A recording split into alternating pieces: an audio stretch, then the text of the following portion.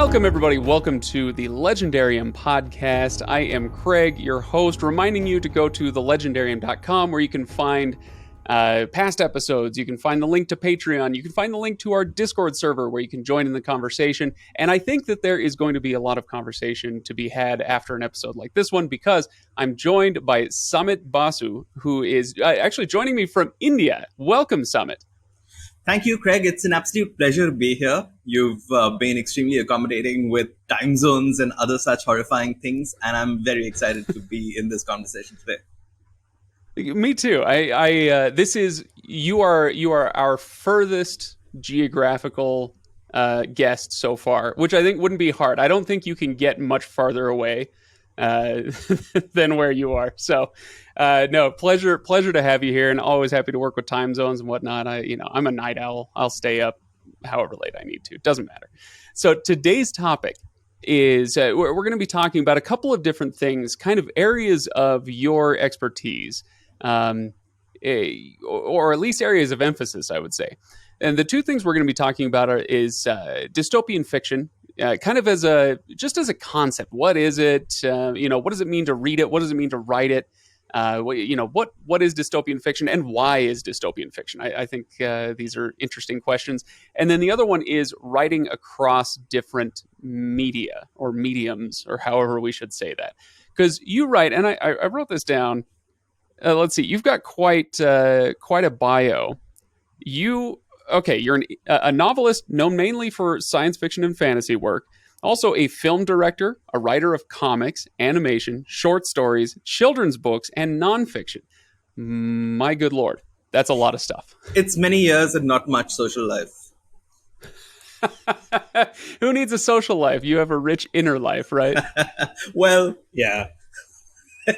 When did you publish your first work? And what was it? My first work that was published was this novel called The Simocan Prophecies, which came out at the end of 2003, I think. I was just out of college, and that book did well, which is why I got ensnared into this typing thing for the rest of my life, I suspect. I'm complaining about this, but of course, it was and remains a choice. So it's almost 2 decades now that I've been kind of doing this, and along the way, I had always wanted to be a writer.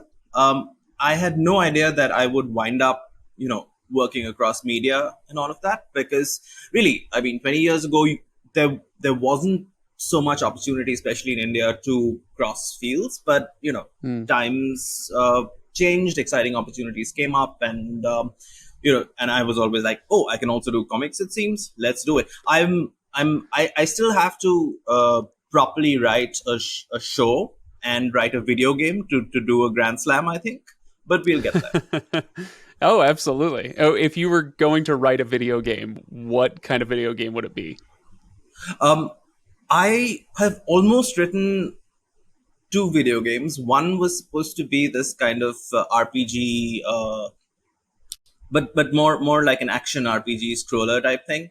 And the other was supposed to be this MMORPG, which wasn't a term I knew when until I heard of it, which is a sort of a World of Warcraft scale Indian mythology based things. But both of those projects vanished. I was at the time no stranger to large projects vanishing, which is why I've been writing books throughout, because it's like you start a book, you finish a book, the book exists. But anything else, you never know until it's released that you're actually working on it. And I feel like, okay, we might as well just get into this topic, what it's like to write across multiple media. Isn't that kind of just how it goes, where when it's a book, and there are some authors for whom this is not quite the case, but for most authors, it's a solitary pursuit. Yeah, you've got an editor. Yes, you have an agent. You have people who are helping you, working with you. But for the most part, you're coming up with the concepts, you're writing it down, you're outlining things, you're actually sitting at I was about to say typewriter. Maybe that's just my nostalgic brain hoping for a typewriter. But you're the one who has to do it. When it comes to something like video games or even a comic book or a show, like you're talking about, a TV or movie,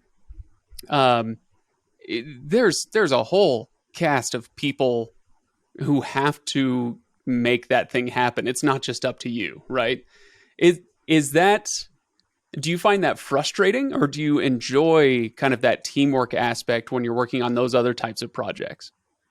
Yeah, I think, I mean, you've summed it up. You've summed up my answer almost entirely in your question. So I will attempt to kind of Oops. build, build little things around it. Well, I think it's two sliders really. One is control and one is collaboration, right? So before I started writing books, I was doing a lot of theater in school and college, and directing plays and so on, and writing them.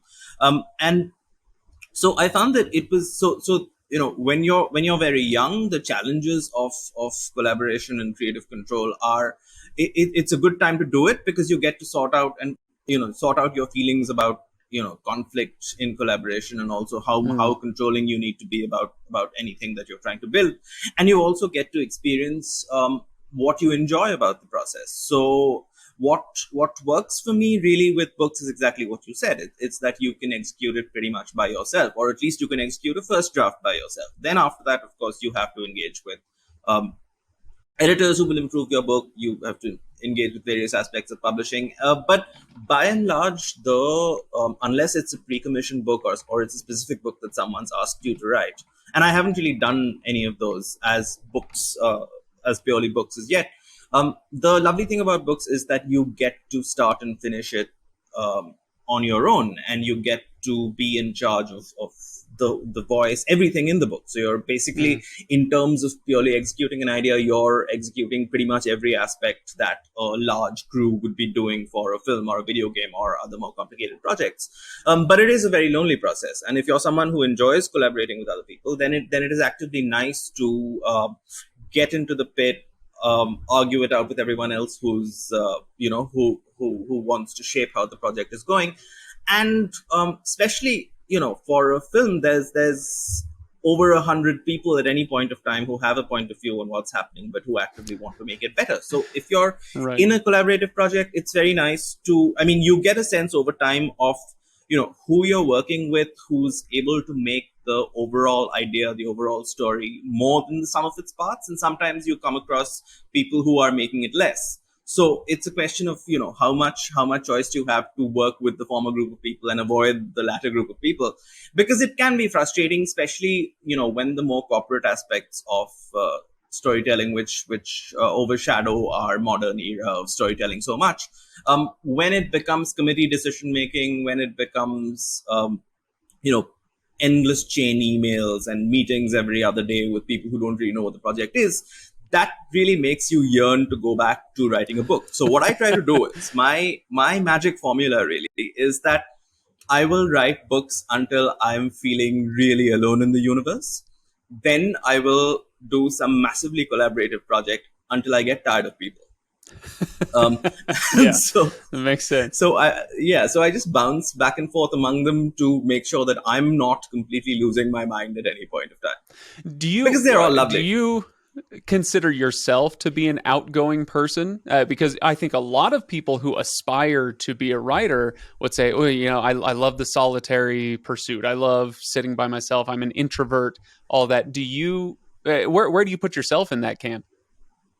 I used to think I was an absolute introvert, Mm. but that was just because I didn't have a lot of friends at that point. So um, I find that I can balance it out, in the sense I don't see myself as an extrovert, but I really like people.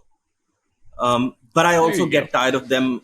But I also get really tired of them if I'm overexposed to them for a while. So I think overall I'm an extrovert when it's people I like. Yeah, no, I think I'm sure there are a lot of people who can sympathize with that particular sentiment. So, if there are people listening, young people who maybe they're in high school or college and they're thinking, I think a career in writing would be for me. Would it, from what you were saying a few minutes ago, would your advice then be, when you're young, try your hand at a few different things and see what you actually like? The books are wonderful, but that's not the only way to go as a writer. Is that fair to say? I think if the last 2 decades have taught me anything, is it's that there is no one true path to anything, right? Like Mm, there's no one true way to tell a story. There is no advice, whether it's career advice or creative advice. There's no advice that applies universally. I think for any creator or storyteller or anyone doing anything vaguely creative, the central challenge, if anything, is to find out what your voice is and to find out what you enjoy, right? mm, So because especially when you're young, you have a lot of people and a lot of non-people media telling you this is the best thing, and what that specific thing is, what your taste in music or books or any form of art is defined largely by the social circumstances that you're growing up in. um, then over time you start expanding a bit, you start finding things that maybe your friends aren't into, you find that you really enjoy working with those things or just experiencing those as a reader or listener or mm. viewer. um, and then over time you find this strange collection of data points which tell you that I enjoy this and I don't necessarily feel the same way about this branch of literature or music or anything as I did in my youth. So if I had to give some applicable but ambiguous advice, I would say just instead of starting out with a set of values which tell you this is good and this is what I should like and this is what I should do. You need that to get started on anything, but as you go, just to be observant and responsive to how you're feeling about any situation you're in, how Mm. you're feeling about any advice you're given, any feedback you're given. Sometimes it's just that you're in the wrong field. Sometimes the answer lies in stepping out and trying something else and so on, but also really keeping a close eye on what it is that you want to do, because Yeah. there are so many people who so in India, for example, writing books used to be something that uh, only the extreme elite could do because it just wasn't a financially rewarding thing. So it was something that you did, that people from very upper class families did as a sort of image booster or a name spreader and so on. So it was only because I was growing up in a time where the country at that point was changing rapidly. It was opening up to the world a little bit. The economy was booming at that point. Everyone was under this misapprehension that we were going to be some kind of global superpower, you know, just 3 years from now. So it became possible for a set of people to have careers doing things like writing books. Who in previous generations that would not have been possible. So things keep changing all the time. The last few years have shown us that most of the assumptions we'd made about the world were questionable, to say the least, right? Like, Yeah. would humankind come together in the face of a collective emergency and do sensible and sharp things to solve it? No, they wouldn't, right? So so I think no one's anyone who's lived through the last 4 or 5 years, maybe the last decade, has had more opportunities for wake up calls pushed into their face, I think, than any other generation, apart from people who were actually living through wars, of course. Right. Let's Right. let's not, yeah. But yeah, things are going to keep changing. New media are going to keep emerging. So I think it's important to find that balance of holding on to what you like and keeping yourself open to new tastes and new influences and new ways to go. Yeah, I often think of open doors and closed doors, and if you just have to understand, if you take one path, you may be closing some doors, but that's okay. Look for the ones that open up, Yeah. and you, like you said, you never know what path you're going to end up going down. Life can meander sometimes. Anyway, I feel like we're getting off topic here. Let's get back uh, to writing for various media. And in fact, I want to take it a slightly different direction and say, keeping within books, you've written science fiction, you've written fantasy, you've written for adults, you've written for young adults and children, right? Um, Yeah. let me ask you this, as somebody who has written across all those age ranges, and longtime listeners will know this is a pet theory of mine, but I want to run it by you because you're actually in the trenches, you're actually doing the work, right? My theory is that with great art, what in whatever form, right now we're talking about books, so I guess we'll stick with books. But with great art, there may be an age floor, meaning, it's probably not appropriate for somebody under this age, but there is no age ceiling. So great art should be, if it is truly great, it can be appreciated until your dying day. There are children's books that I grew up with that I don't remember anymore, but there are always those 3 or 4 or 5 stories that, as a society, we kind of latch onto these children's books, and you read it to your grandkids when you're 70 years old, and you go, "Oh my gosh, I'm learning some lessons out of this." Does that make any sense to you? No, I think that's absolutely correct. I think that I don't want to take any extra credit of any kind for writing across a Do large it. range Just of take, things. Take all the credit. Yeah, it was me. I will collect the things. But what I think the theory you just described sums it up very accurately, because while some stories you should not be exposed to until you're mature enough to understand them, there are so many stories which you can classify them as children's books or YA books or SF or fantasy or any of the other hundreds of thousands of categorizations that you have, but they're just stories that work, and they're stories that people who like good stories would enjoy. And this kind of potential loss through division and categorization is something that I think that we're already in this century, doing new ways of interpreting taste algorithms that are crossing the boundaries of genre and medium.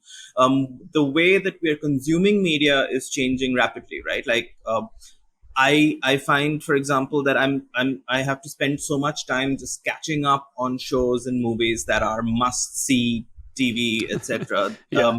That by the time I get to my must read book pile, and with so much being produced in every medium all the time, everywhere in the world, the idea of staying on top of what's going on in any specific field, it's impossible. Yeah. Your to read and to see lists are just going all over the place. So I think what I'm further kind of another difficulty level for me is that, for example, it's location, right? Like, as an Indian writer, a lot of times what happens is that I know that I could sell much easier in the West, or sell much more in the West, if I do a kind of explaining India book, or if I do a kind of my role in the reader's life is the guide. I will demonstrate. I'm the tourist guide to this wonderful exotic land. Right. So wriggling past these hurdles becomes a challenge, which you get to see more of as you spend more time doing it. But I also didn't grow up with any understanding of genre, in the sense that Indian bookstores were not neatly structured by, this is fantasy, this is sci-fi, this is horror, this is what it is. It was one kind of huddle of books, and there would be this wizard-like elderly man who would take a look at you as you entered the store and say, "That one." Yeah. And so and he was the equivalent of the people who read this book also read these books algorithms that you see on any selling site nowadays. So it was really only after I'd written my first book that I learned that, say, fantasy publishing is a whole other thing from say literary fiction publishing, because I just didn't know anything about publishing when I was writing it, which was my mistake, no one else's. But even now, a lot of the work I enjoy is completely independent from what age group it's targeted at, what genre it's supposed to be. And I like that. It's fun consuming and creating across fields. Yeah. I agree with what I think you're saying. So you can correct me if I'm wrong. I'm being vague too, but which helps. That's right. No, I think there is value in sorting things into genres, but only up to a certain extent. And I think we've gone way past the line. I think we over classify things. Well, this is I don't know, South African science fiction, near future, quasi dystopian, young adult novel, and it's like, all right, just tell me it's Yeah. just tell me it's a sci-fi novel. I don't know. No, and it's wonderful when these descriptors are used in a way that gets people that are inclusive. And I don't mean inclusive in the kind of diversity, Right, right. open-minded sense. I mean that if I say that a book is science fiction, for example, then there are some people who will light up because I love science fiction, and that's great. Because it's like a shortcut to a taste algorithm. But when it comes to, I don't read science fiction. Therefore, even though a work can be described in 17 other ways, which I might like, but I immediately, that's a canceller for me. I will close this tab and move on with my life. Understandable on a time management point of view, but it's difficult with genre specifically, because it just seals people off if they decide only to read one within one particular category and nothing else. Oh, absolutely, absolutely. Like I say, doors, open doors, closed doors. But only close doors in your life reluctantly, right? That's my philosophy. Okay, so now that we're talking about genres, I feel like this is a pretty good segue. So, Samit, you're a pro. Thank you for the excellent segue into dystopian fiction, because that is with the latest book that you just came out with, The City Inside, and I think we'll talk about that a little bit as we go. But do you feel like you specialize in dystopian fiction, or is this something new for you? I have a confession to make, which is that while I was writing this book, I did not know that it was dystopian fiction at all. Yeah. So, so I think that neatly answers. I do not specialize in dystopian fiction, because had I specialized in dystopian fiction, I would have known that this was one. No, so I think what happened here was that I was trying to write a near future science fiction book that was set in my part of the world. And what then happened was that I actually spent a few years researching the near future, and applying near future research theories, etc., from elsewhere in the world to how they would play out in my part of the world. And when someone who's not really exposed to the news from my part of the world, or is not really tracking it, when someone reads a book that I think is realistic but fundamentally optimistic, but when the standard bar for reality setting is new as well, and conditions in that place are very harsh, then I completely understand why it would seem dystopian to someone who's being exposed to all of this for the first time. So I thought of this book as something that was, it's not a term that will stick, but the term I actually would have used for it is anti-dystopian. Interesting. Okay, explain. Well, in the sense that I think dystopia is a function of distance, right? So, for example, if you're looking at a lot of the classic dystopian works, and I think the ones that are most identifiable are, say, 1984 or The Handmaid's Tale, and those things. Part of the joy of reading a dystopian work is that inner knowledge that, this is horrible, but it's not going to happen to us. It could happen to us if the settings of the world were changed, but this is something that's happening far away in a fictional thing. I know this is horrible. I feel empathy for the characters, but I am safe from it, right? That's the reader's experience when you're reading dystopian fiction. Whereas what I'm trying to do is describe the world that I'm actually living in the present, with a slight dial it up to 11 to account for a few years in the future. So if your fundamental relationship with the world is one of kind of spectatorhood,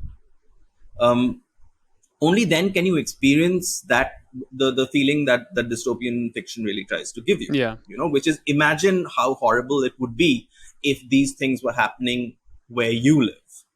If you don't really have to imagine that, but you're just trying to look for a way to cope with certain difficult surroundings that you're in, then I think there's a fundamental difference there. There are two other reasons why I would call this work anti-dystopian. One is that it is searching for hope throughout, which I think... It doesn't end with a boot stamping on a face forever. No, it does not, and that's not a spoiler. I mean, so so I honestly, and this sounds silly when I say it, and if you read the book, you'll see why it sounds silly.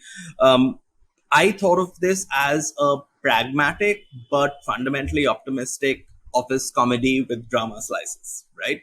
So Okay. when every review said this was an interesting dystopian book, um, like I have probably spent too much time in research and mired myself into these very harsh potential realities so much that I now think of these as normal, which means that Yeah. somewhere in Yeah. this apartment there is a tinfoil hat which I have clearly been wearing for a while without really Don't worry. knowing For it. those of you just listening instead of watching us on YouTube, he took off the tinfoil hat before he started talking about this stuff, so it's okay. Thank you. No, sorry. Go on. Yeah. So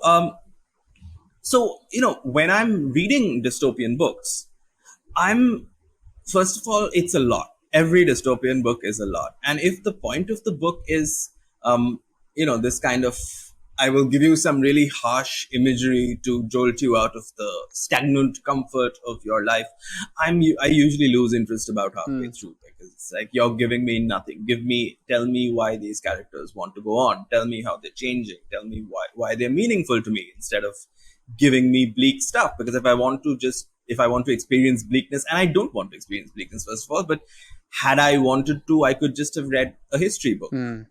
Yeah, there's plenty of bleakness So there.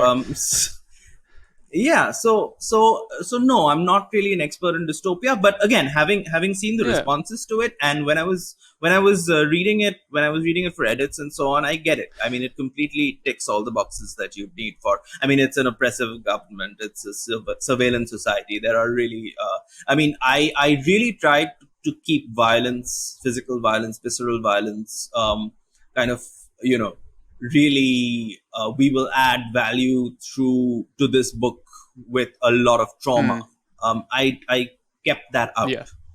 because I didn't want that to be the defining memory or defining feature of the book.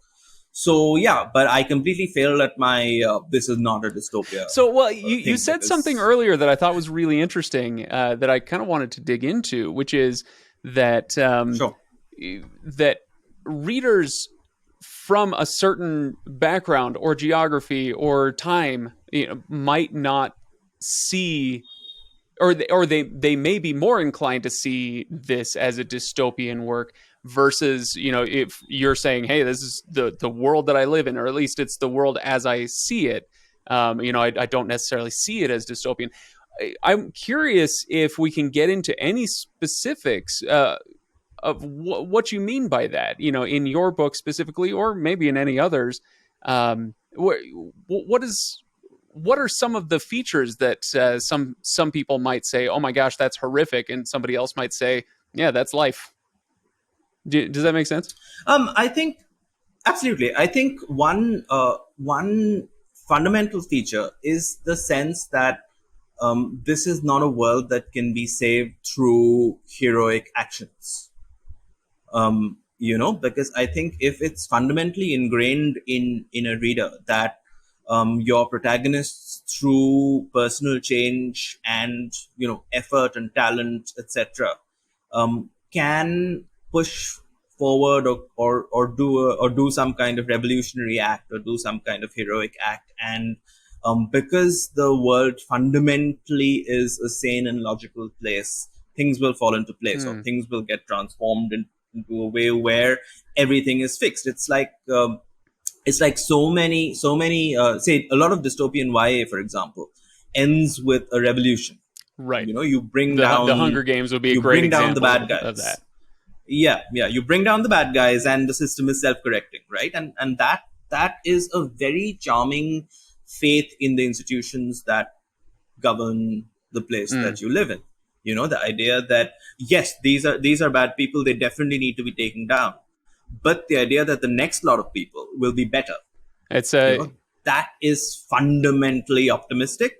But in a lot of the world, people know that. So for example, especially when you're talking about science fiction, technology, for instance, right? There is the sense of if you're a smarter hacker or if you invent something, then through heroic agency you can change the world or fix the world, right? But if you're in a society like the one I live in, you know that technology is used as much or as an instrument of exclusion, of control, of just measuring things about you, as it is of convenience or ease or Right. world transformation. So that's one example. The other is political change.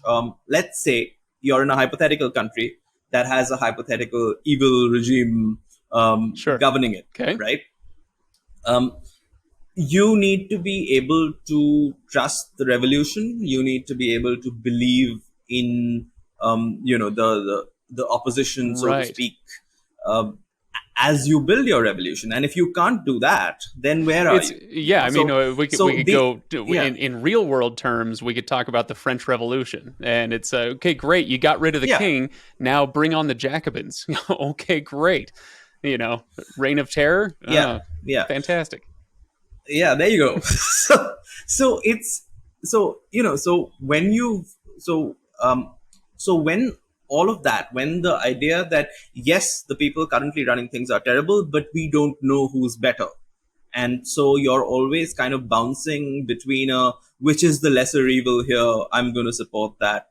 Um, policy. So that kind of fundamental lack of faith in a logical universe where institutions fundamentally work, Mm, right?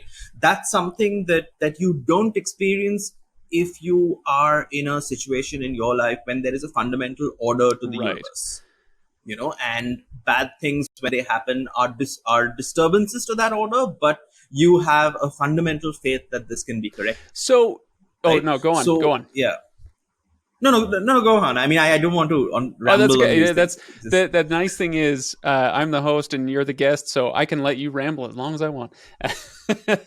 ah, No, I was curious.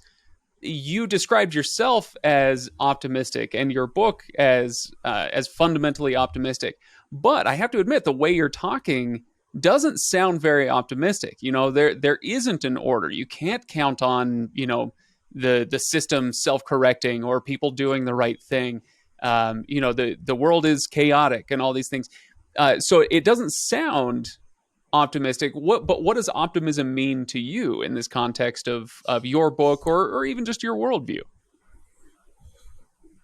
yeah. Well, for me, optimism is believing that if someone has a very bleak worldview, for example, that the imposition of that bleak worldview is deliberate as well, right?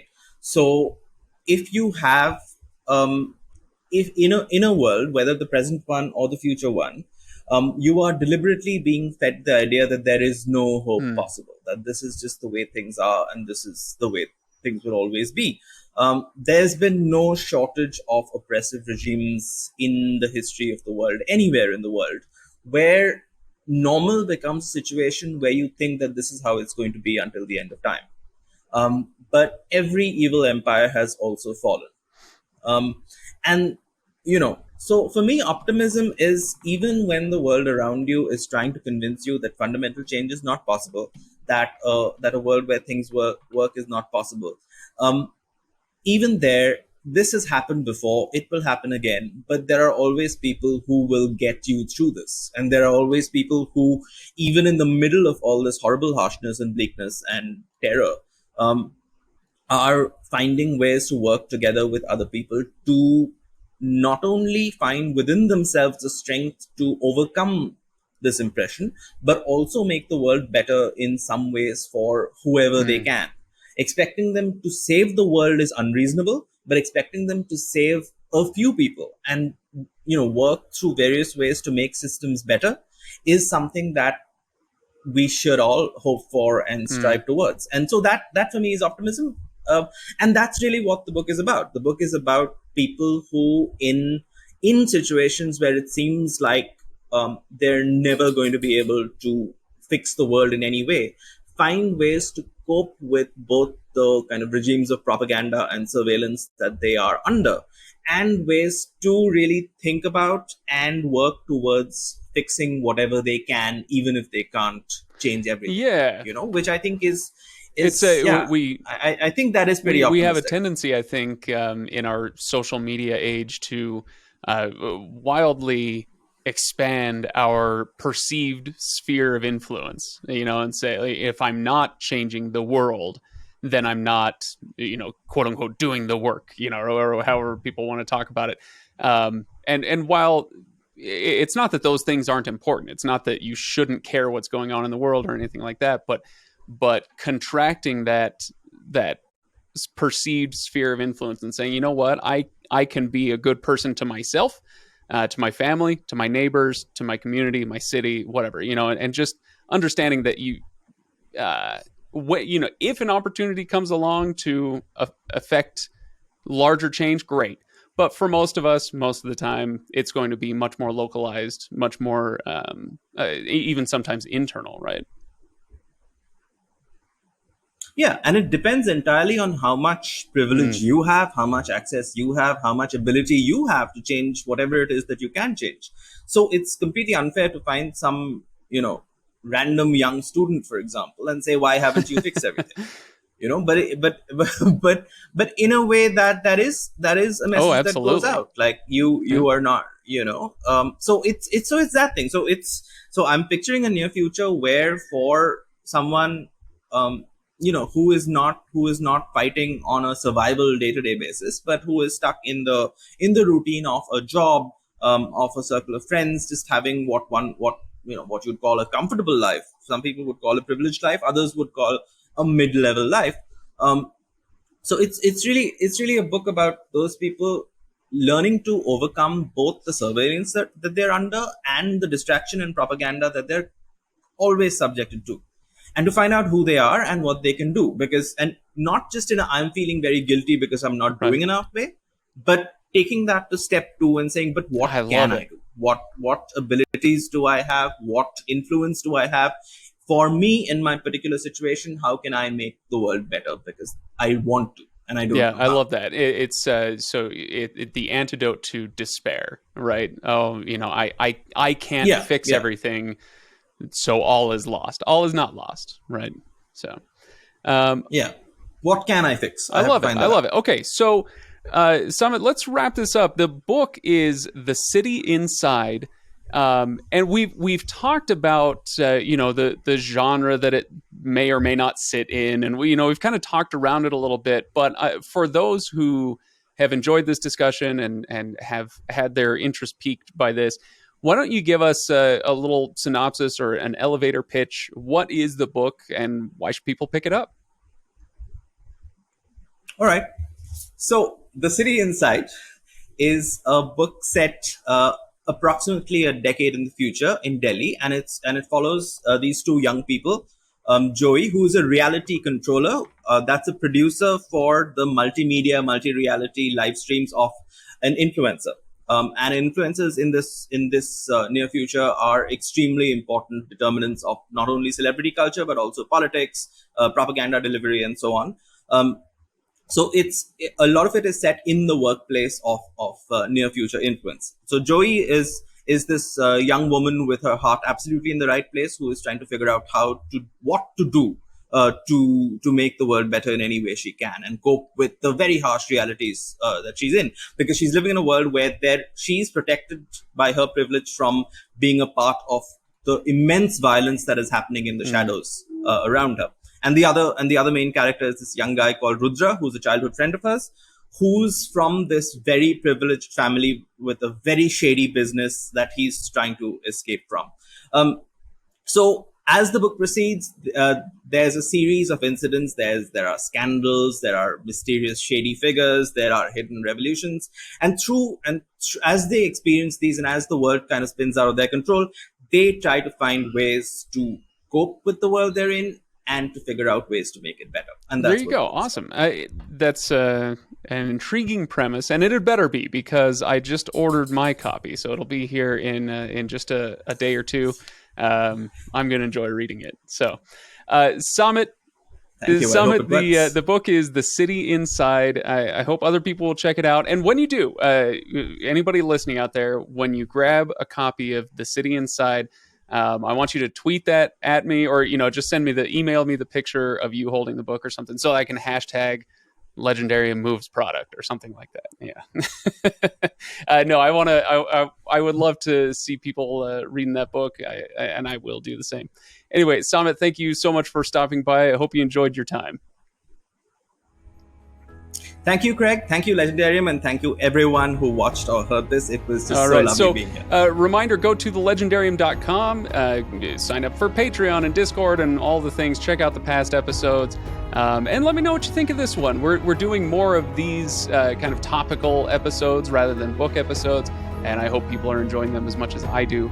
I think these are really fantastic. All right, thanks everybody, and I will see you next time.